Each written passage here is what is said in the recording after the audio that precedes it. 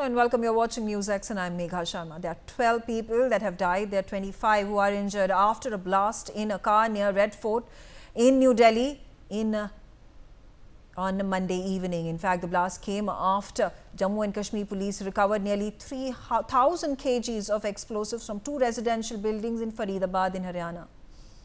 Going to dive deep into this story. There have been 12 people who have died.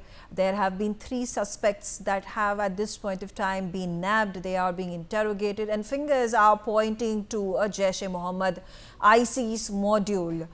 Keeping in mind there were a number of these doctors who were studying and working at a hospital in Faridabad and in Saharanpur as well. And what was the connection of Jaish-e-Mohammed in this entire scheme of things, where raids were conducted, there were modules that were busted, and just a day after the Faridabad module was busted, there was an attack, a terror attack leading to the death of so many people. Let's start our conversation. Joining me on the telecast is S.N. Srivastava. He's a former commissioner of the Delhi Police. I'm going to start with you, sir, with regards to all these fresh inputs that we are getting by the minute. It looks like it was a very strategized attempt that was made. In fact, there were these explosive hauls that were taking place all across, from Saharanpur to Faridabad. It was happening in Jammu and Kashmir. Jammu and Kashmir was integral in working with IB and the state police as well, and they were able to, I think, able to expound what 29,000 kgs worth of explosives and timers and other of these apparatus that is used for making high intensity IEDs. The fact that this blast has happened just 24 hours, the Faridabad raid that has taken place, what does this indicate? Well, you are right that there has been a big plan to cause a number of terrorist action all over the India, I would say, because the quantity of ammonium nitrate that has been brought and stored in Faridabad, maybe many more would be stored in other parts of the country also. How they brought it, all those things have to be looked into, and thereafter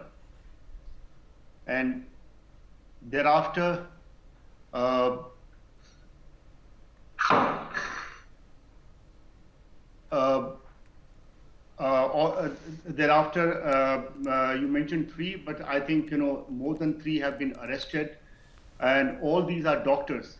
Look here, the indoctrination may have started in the. I was told that the indoctrination was started by a Maulana or somebody in Sophia, and he did it while he was a paramedic or associate with the medical profession in Srinagar, and thereafter he indoctrinated these doctors, and it took many years for these indoctrination to take place, and they located themselves in Al-Falah Hospital in Faridabad, and all this action took place.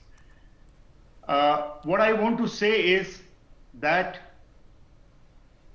these plans, when they plan much ahead.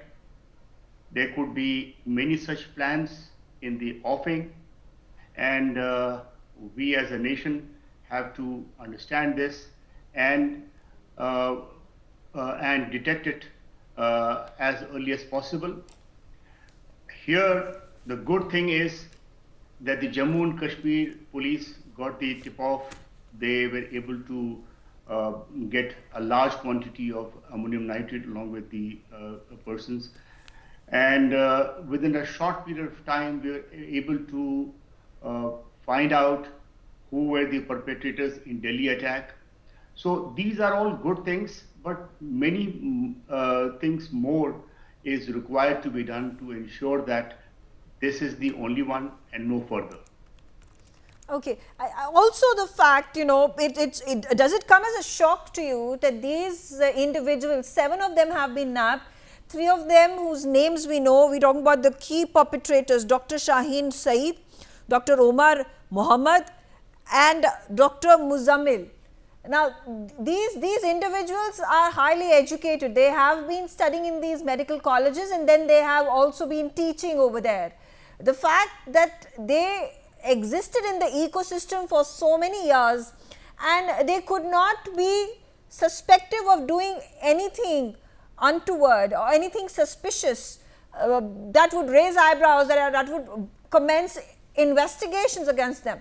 In fact, what we are also getting to know is that there was a network of NGOs and medical welfare programs that these individuals were working in, and these NGO channels were used as illicit transfers and coordination of funds. It's only been revealed over the past few days after the Jammu and Kashmir police has started doing these raids in different parts of the country, especially in Haryana, and you're talking about Jammu and Kashmir, and now the blast that is taking place in Delhi.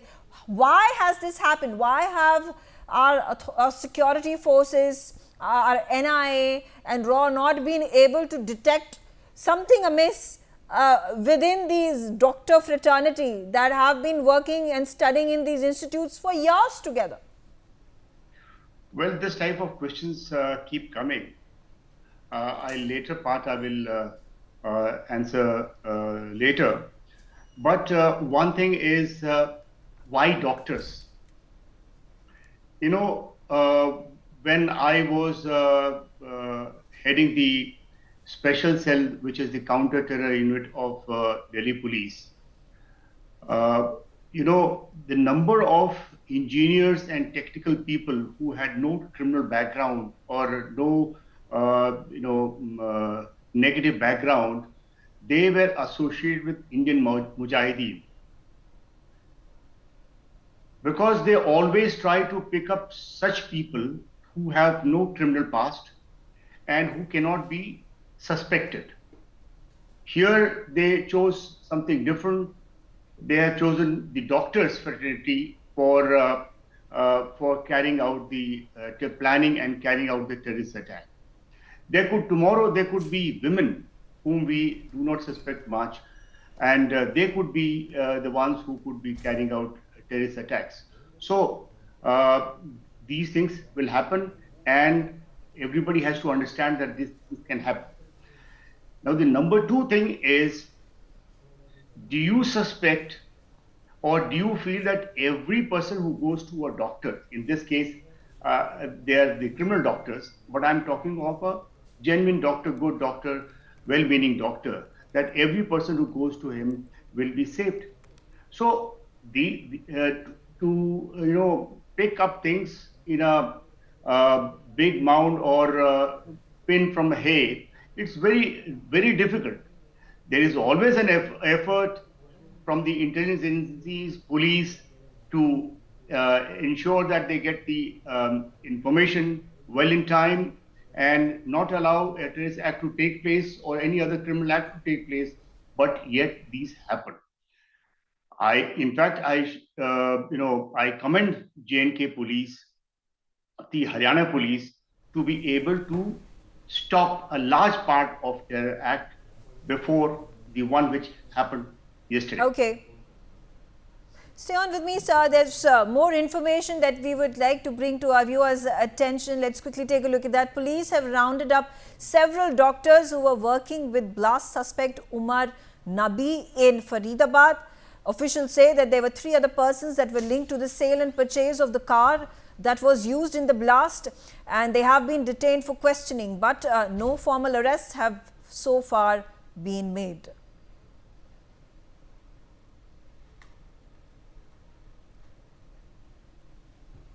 Okay, I have with me right now Major General JKS Parihar. Quickly a response from you with regards to interrogations and detention that is taking place of a number of individuals, particularly those that are part of the medical fraternity, and especially in this university called the Al Falah Medical College in Faridabad, keeping in mind that all these 3 accused that have been detained earlier have links to Al Falah Medical College. See, this is the norms to investigate if somebody has been found involved in the like activities like the terror activities or any unlawful activities. So his uh, so-called link has to be find out by interrogation with the colleagues and people those who are mixing with them. So nothing unusual in it. But I doubt that all people to whom the NIA or police is interrogating will be having any link with this. This model, though it is claimed that it is a Jaish Act which has created this all nuisance. But I feel it's not the Jaish-e-Mohammed only. Now, ISI has made a something like a bouquet of different terror organizations to work in the India, and the working of these people is linked more with the activities simulate like the PFI and ISIS. ISIS has been picking up the technocrats. Initially, there were the engineers, IT experts, chemical engineers, then the bankers. So they are picking up the people, those who are relatively difficult to be identified, and they confined to the hideout. Doctors, teachers, IT professionals, they are public figures. So anybody is coming to their clinic or office, they cannot be suspected as a hideout. So this is the newer system of spying or the terror activities, engaging with the people, those who are white collar. So this is the typical the PFI and ISIS they have been doing like this. Doctors have recently, it has been seen earlier we are few. So I find that whatever is happening in the Al Falah University to interrogations, we may find links, we may not find. But the issue is multifold. My Yeah. esteemed panelist, who is wide enough in this field, he has highlighted. My point is that why the radicalization of such educated, high-profile, white-collar people is taking place. Why? What was the reason for it? How they are being influenced? The Yeah. influence is either WW, it is not a WW kind of a thing. It is not linked with the money. It is something. So we have to look into that how the changes are taking place in our society, which is facilitating these anti-Indian groups to radicalize these so-called high-profile professionals is Okay. very, very important for us. Yeah. Okay, all right.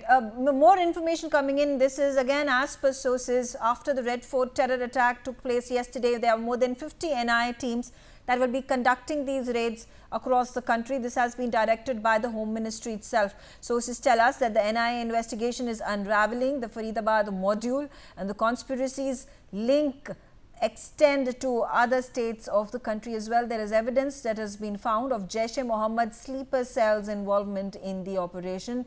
The National Investigation Agency has significantly expanded the scope of the investigation right now.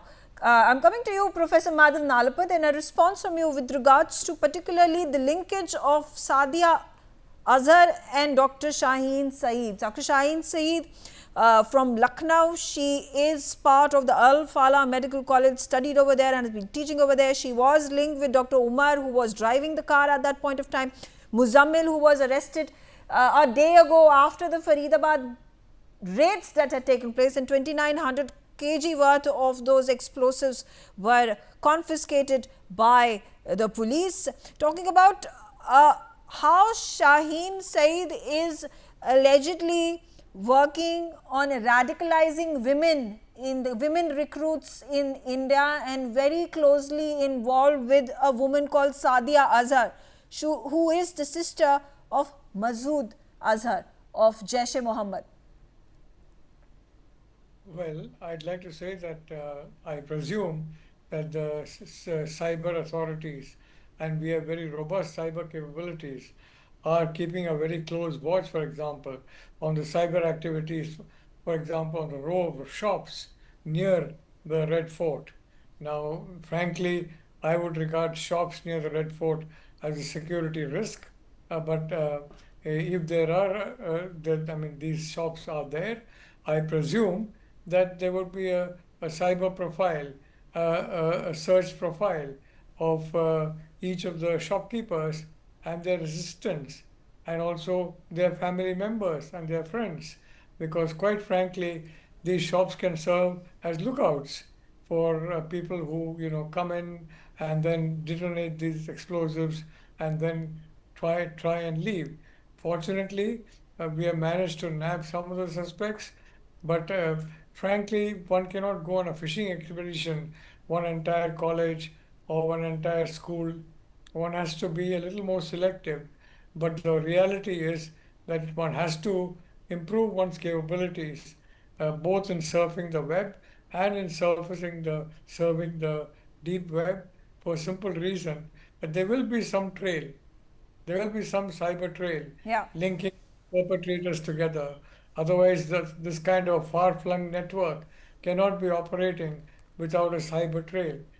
So from that point of view, I presume that, for example, all the shopkeepers who could serve have been, I mean, are having their profile checked.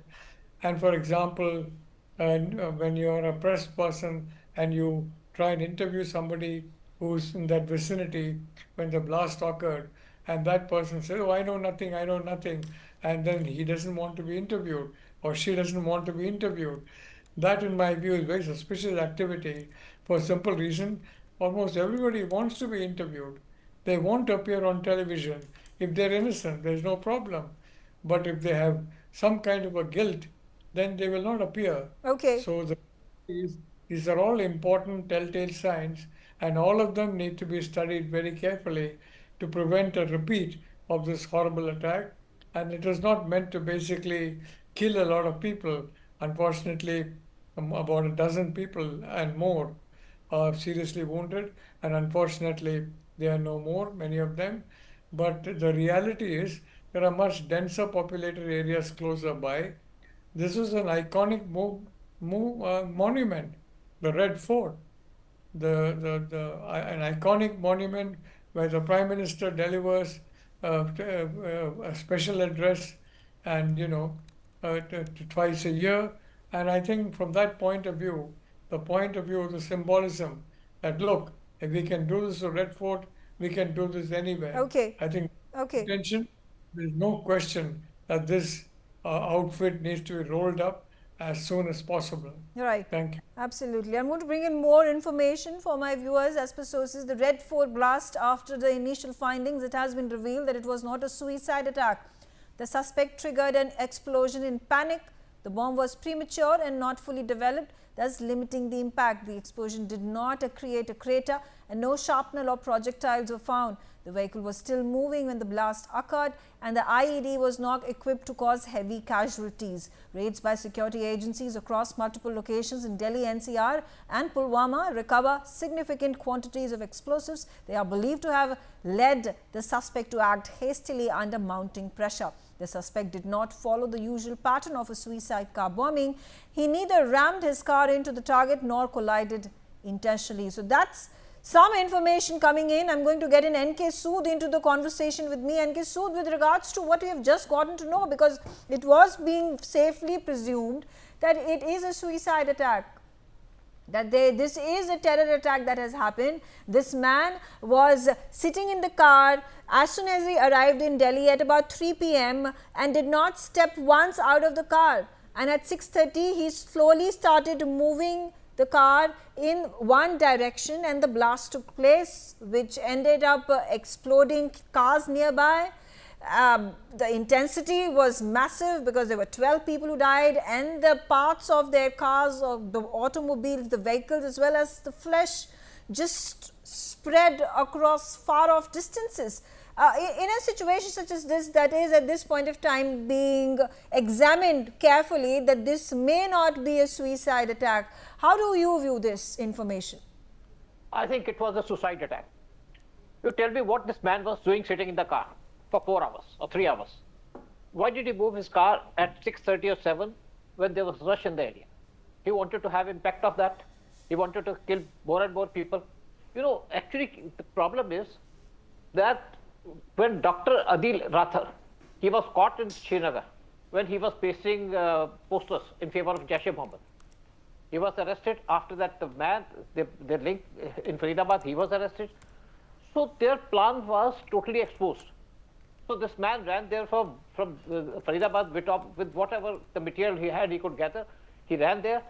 He went to this especially Red Fort area, And he waited in the car for 4 hours, 3 hours. After that, he started whooping when there was rush. If you go to Red Fort area, the rush starts there from 6:30 or so. So I think this was a deliberate attempt. This was a suicide attempt.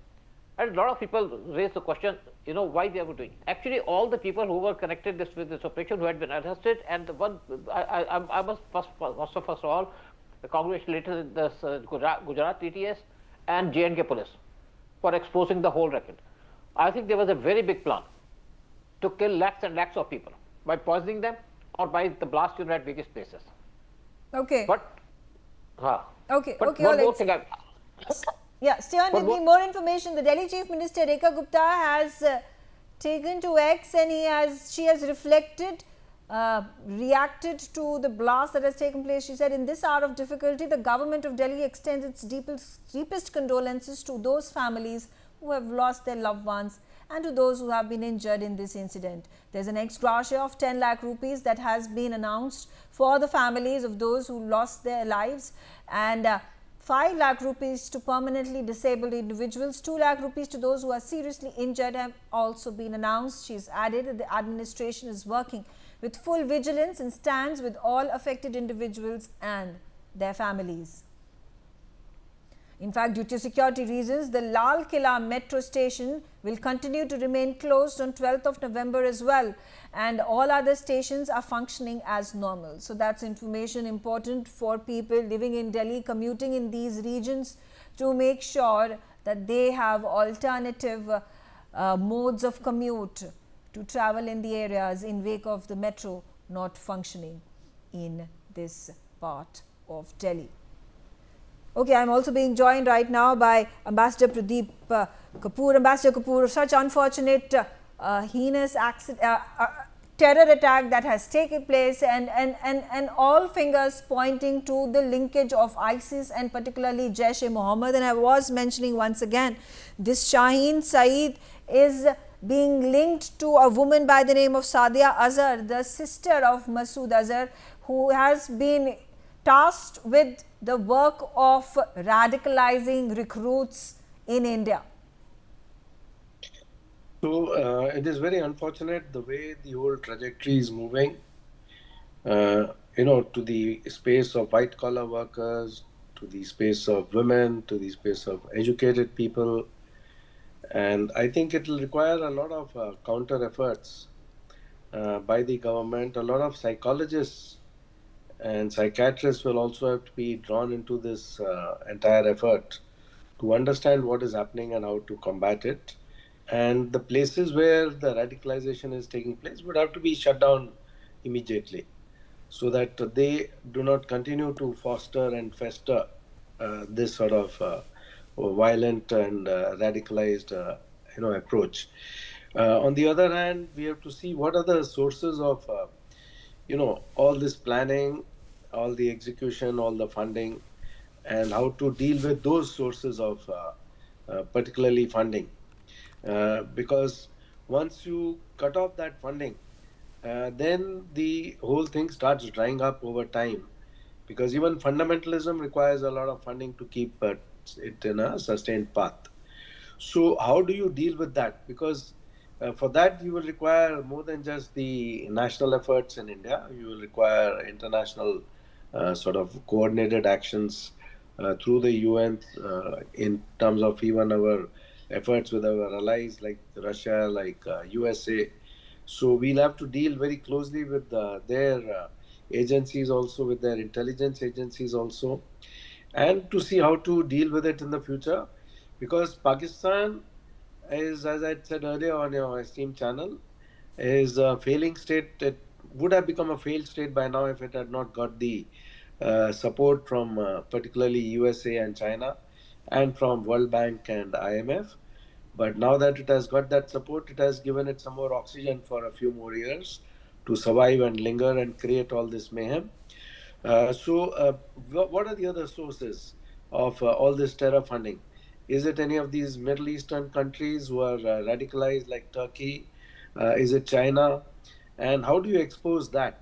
Because once you get that trail out in the open that these were the countries which are, because Pakistan is the epicenter of terrorism, but it is not a self-funded epicenter of terrorism.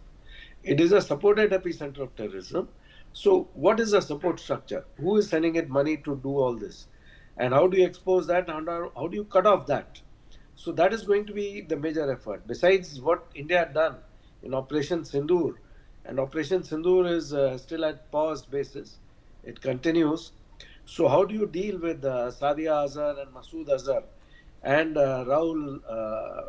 Rauf, his brother Abdul Rauf, who was caught in Chile when I was ambassador of India to Chile. He had been caught in Chile.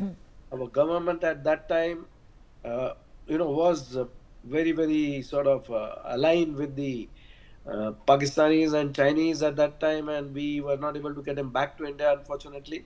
And thereafter, he became Commandant-in-Chief of the Jaish-e-Mohammed and perpetrated Pulwama. So how do you deal with these people so that they are not able to continue to, with their nefarious plans and activities and execute those terrorist attacks? Yeah. Thank you. Yeah. I'm going to put in more information. And the Indian Medical Association has also expressed its deepest sorrow and concern over the tragic blast that has occurred yesterday. And the IMA says that it stands in solidarity with the victims and their families during this difficult time. Reports have emerged suggesting the alleged involvement of a few doctors in this unfortunate incident. And the IMA unequivocally condemns such acts of violence and anti-national activities of any member of the medical fraternity. The IMA has reiterated that if these individuals are found guilty after due investigation, the competent authorities should take the strictest possible action against them. The National Investigation Agency has also now released this information that it has recovered the phone number that Dr.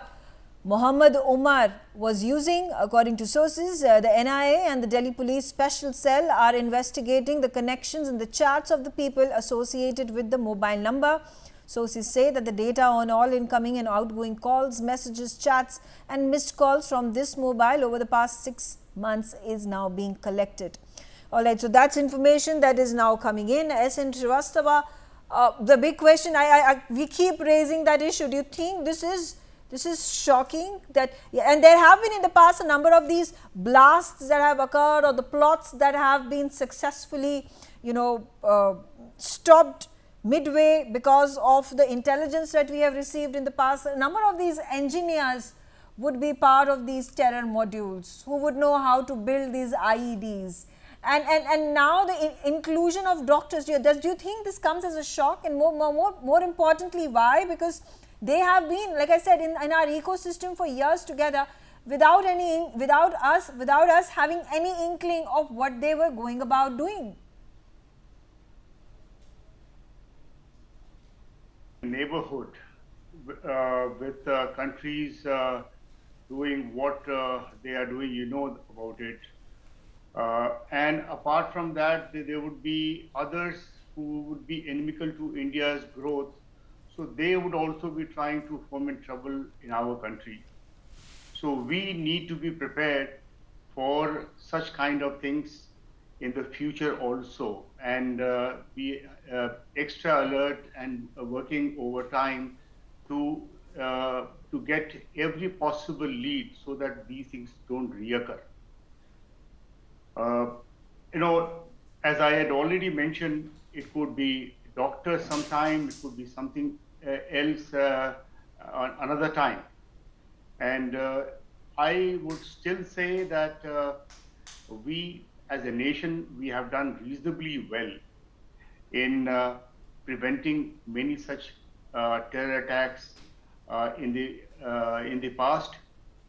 Like in Jammu and Kashmir, situations are much better. In the Naxal area, situation is much better. Mm-hmm. Likewise, these terror attack which has come after a gap, we will be able to succeed once the interrogation of those arrested and further investigation takes place. In days to come, we'll hear much more, and those will give light to what their plan was, the extent of damage that they wanted to do. All these things we'll come to know once the investigation progresses for another 3-4 days. Right, right. Let me also put it out there on our news channel. The Indira Gandhi International Airport has issued a passenger advisory due to the security situation in the city. Security measures at the airport have been strengthened. The advisory says that the security screening process may take longer than usual, advising passengers to arrive at the airport well in advance to avoid any hassle. So that's an advisory being issued. If you are planning to take a flight out of Delhi, you will need to arrive a little more earlier than you usually do, because there are going to be stringent screening processes that will be taking place at the airport premises, which may lead to delays. And if you don't want to miss your flight, you must ensure that you arrive at the airport well in advance. In fact, let's take a look at another piece of news that is just coming in. We're getting to know that after this explosion that has taken place at Red Fort, Bengaluru's Kempegowda International Airport has urged passengers to arrive well in advance as well to complete enhanced security checks. Travelers once again have been advised to stay updated with their airlines and allow extra time to for travel formalities to ensure their journey is smooth in wake of the heightened security measures across the country. There's more information. Grand Mufti Nasirul Islam has condemned the Delhi blast, calling it a barbaric and inhuman act aimed at disturbing peace and harmony. He stated that Islam strictly prohibits such violence and urged authorities to ensure those behind the attack are brought to justice. All right.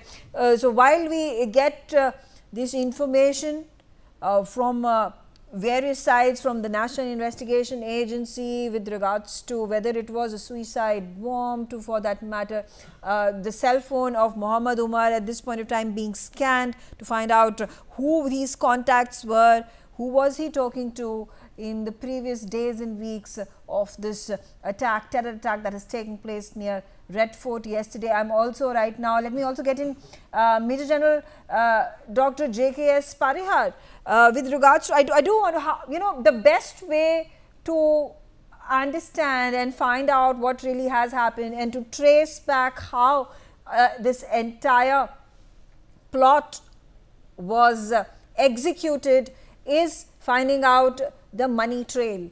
How important and integral does it become to find how was money ensured, how was it collected, what coordination efforts went through, and where was the money coming in to ensure that the explosives, the ammonium nitrate, were 2,900 kgs was recovered during these raids, and of course this terror blast that happened, this suspected suicide attack that has happened was perpetuated. See, exact from where the top link of all these plot, it is next to impossible to find out and to establish. The reason is very simple, because these modules, they work in a piecemeal in the brick pattern. Some person, a particular group is given the responsibility, we pass it on to the other one and they don't know each other. That is, that happens, it has been established earlier also, that the final link is very difficult to establish. But we all know from where it is coming.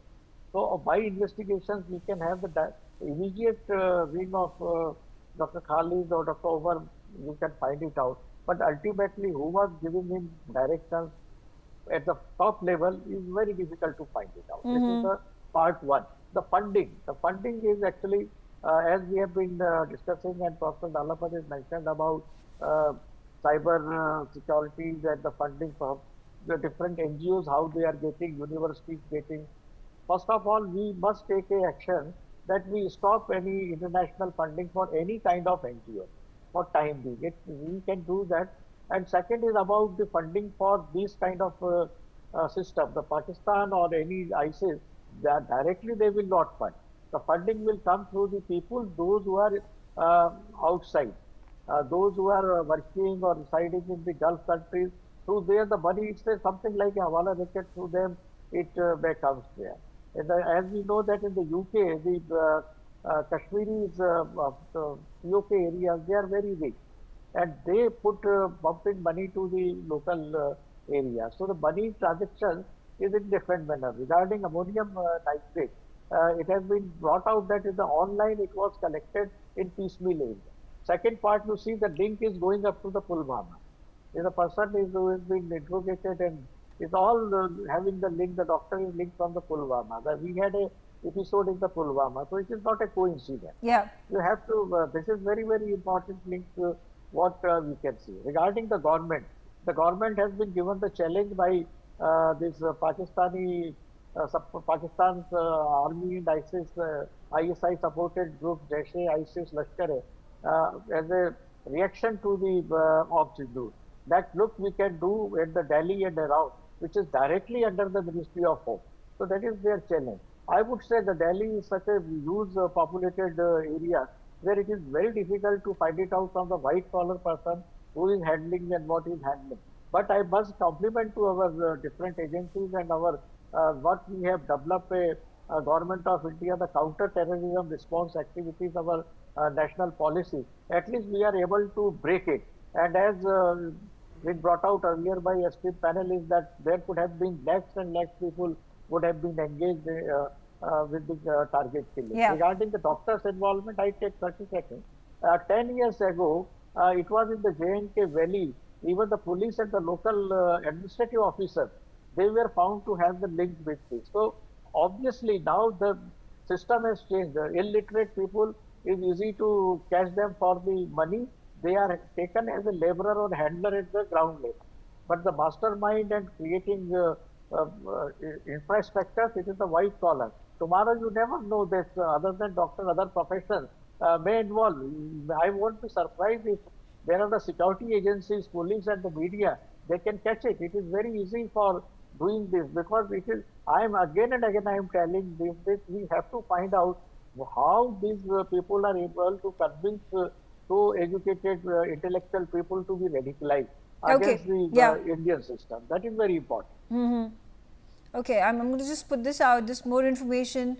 The Afghan Ministry of Foreign Affairs has also condemned the Red Fort explosion in Delhi. The ministry has taken to X.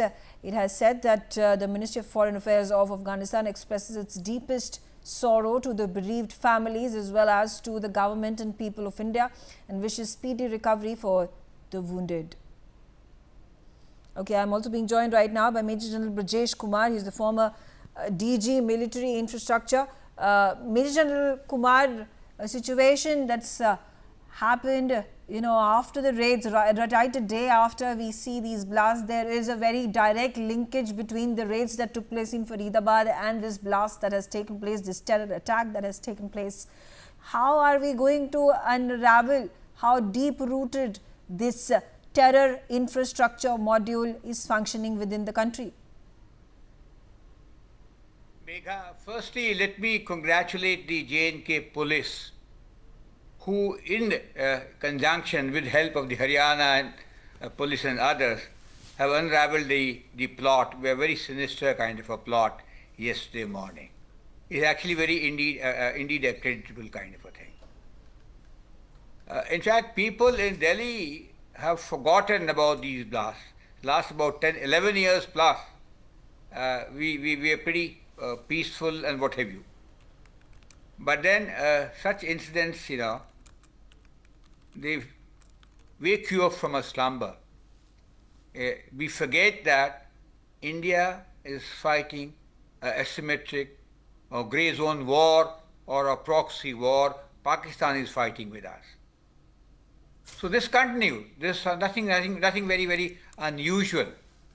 And there's not one plot. There's large number of plots keep on happening, out of which one odd may fructify, or a few lakhs, a few more may fructify. So that is the kind of a scenario that we are in. In fact, if you look at the history, these are the games which nations play against each other. And we have a hostile neighbor who reason they throw off the governance, the chiefs of the army there is enmity with India. So we are to stay with this cancer for a long, long time to come. And we got to find means or develop measures to cure it, to sustain it, to minimize its effect per se. So what we saw yesterday was again a revival. You know, it's for about 5 years plus that we had abrogated the Article 370. Things were looking up nice, lots of tourism, betterment in the environment, people are moving freely about in Lal Chowk area and what have you. And of course, mid-year, we had that problem in Pahalgam. And obviously, that was known that the Pakistan's army direct involvement. Again, the rationale for their governance is enmity with India, so these will happen. So we got to accept that. We have a neighbor who will keep on doing it. So we've got to find solutions. And that's why I said, very happy that the J&K police sorted this out. The other aspect is, how do we obliterate it? No, these things cannot be obliterated. You got to be active, you got to be proactive, you got to take measures. And citizens have a lot of role to play. It's not that the police guys or intelligence guys who have a role to play. Every Indian has a role to play. Look at the way the Israelis react. Phenomenal set of people. You can collect 3 tons of nitroglycerine in an area, in a small hutment in Faridabad. Obviously, it was done over a period of time. It would have happened together. But you're doing it. And people don't notice. There's a guy who rented his house, a room for some purpose. He's not interested. There are people who are carrying it. How do you get nitroglycerine in such large number? There are laws and rules. We know, of course, the fertilizer is one input from where you can get it. Mining is another industry which uses this, so you get it. Yeah. But the fact is, nobody is interested. Is it the government job? Is it the police job? Where are our people? What are we doing? This time when we have such a huge demographic dividend, younger people, they say 40% of India is in the age group of 18 to 40. What are we doing? We've got to think differently. Okay. This attitude has to go. Chalta hai. It is his job. So what I'm trying to say, from now onwards, the environment in the globe is such that nation state, its agencies, its people have to be on guard all the time. Okay. All right, fair enough. We'll carry on that conversation. I will have to interrupt you. There is more information that is coming in with regards to the blast that has taken place yesterday. There is a retired school principal. This is in Chacha district in Assam. He is under investigation for allegedly attempting to politicize a matter of national security through a social media comment related to the recent Delhi blast. The individual has been identified as Nazrul Islam Barunia, retired principal of Banskandi NMHS school. Reportedly commented on a news post about the Delhi blast. He suggested that the incident was linked to the upcoming elections. Police sources say that the remark appeared to politicize a sensitive national security issue. Whether the comment was made with any specific motive or influence is still under scrutiny. The case has been taken up suo motu by the police and is currently under inquiry. All right, let me get in my other panelists into the conversation. I am back with N.K. Sood.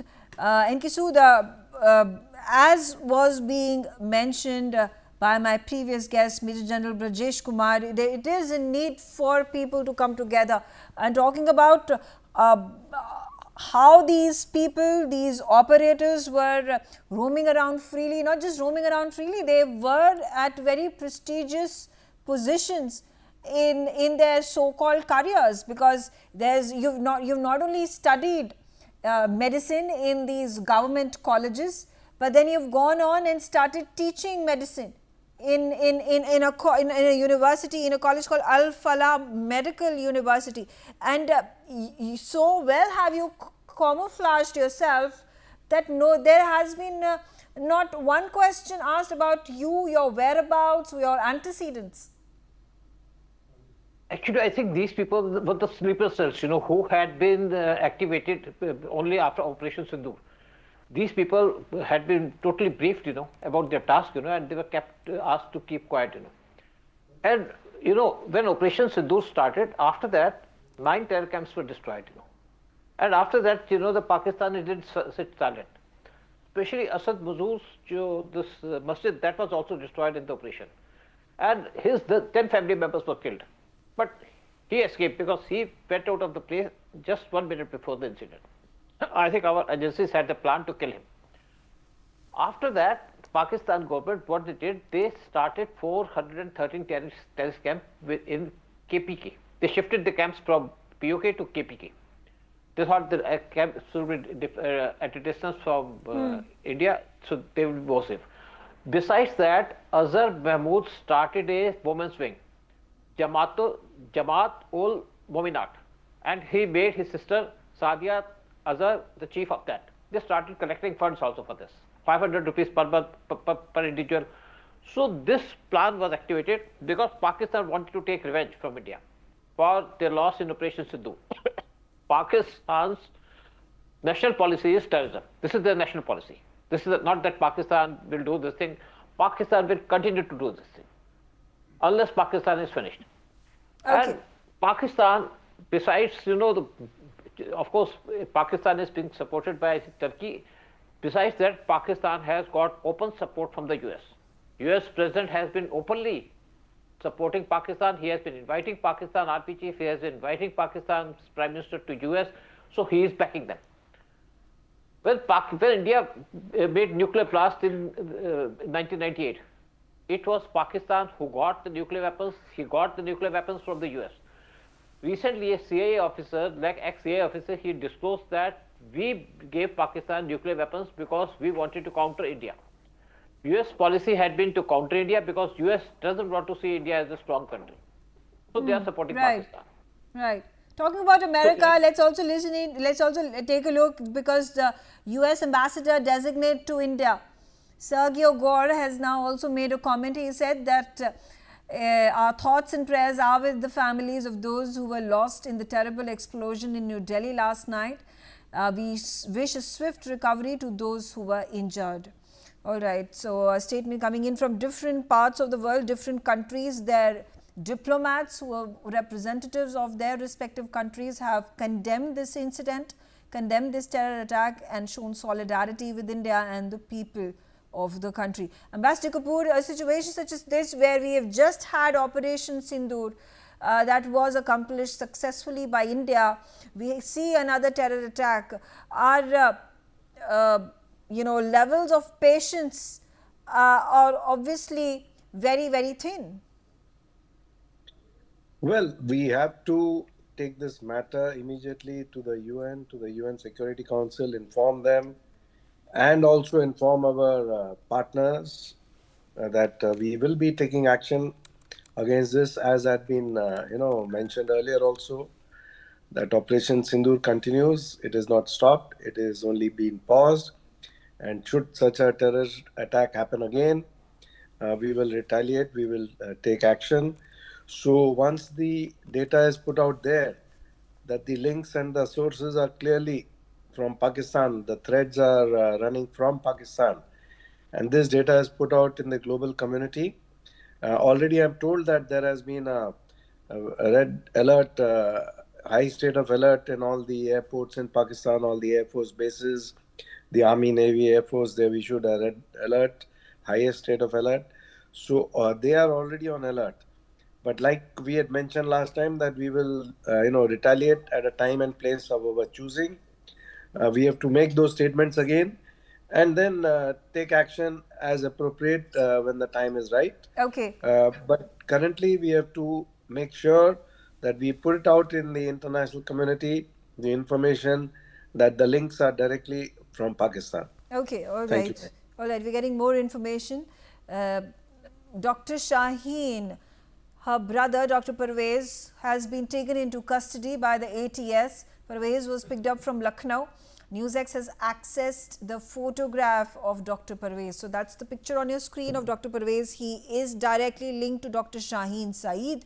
Dr. Shaheen Saeed is one of the many of these conspirators, these operatives who has been detained by the police. She has direct links with the man who was driving the car that exploded in Red Fort yesterday. She has links with the man by the name of Muzammil, who was also arrested after the Jammu and Kashmir police and the IB as well as Faridabad police raided their premises and caught hold of 2,900 kgs of explosives and other IED material as well. So this is an important development. There's more information that the police will be able to find out after interrogating these individuals, including Parvez. Coming back to you, SN Srivastava, about how important are these people, because joining the dots, connecting them is going to help the NIA, the police, to be able to trace how far gone this entire terror module is.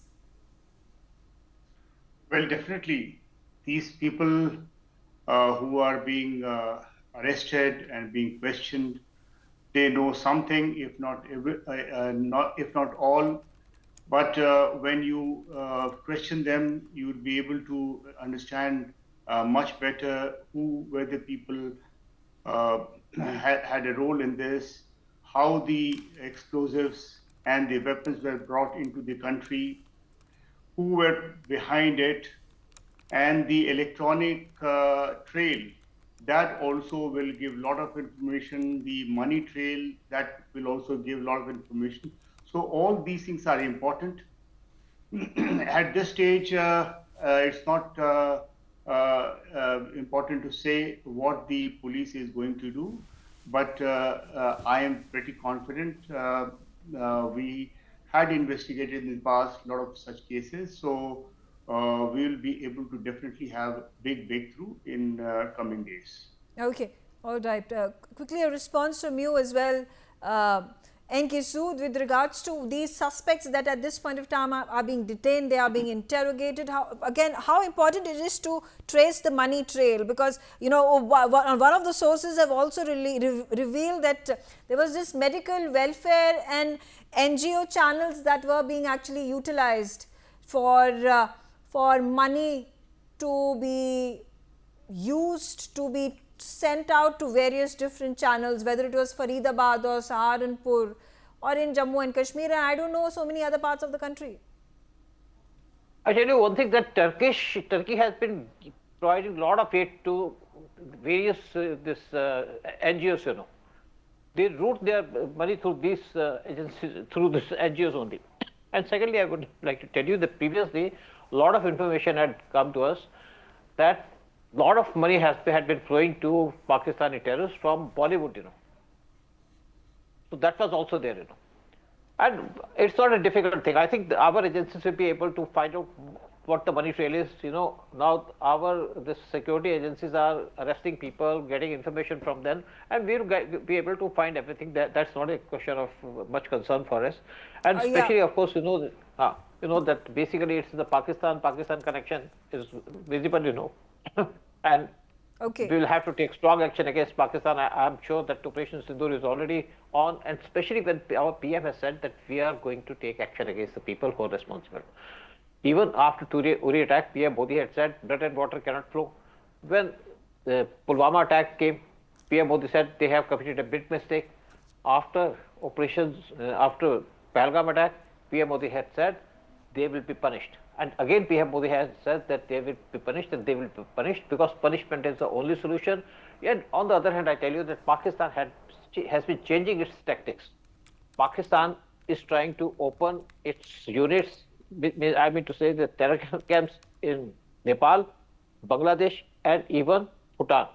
And I think one of the reasons that PM Modi has recently gone to Bhutan, maybe one of the reasons to take out this Pakistan terror camps that are being established in Bhutan. Okay, all right. Thank you very much, gentlemen, for joining me, sharing your views.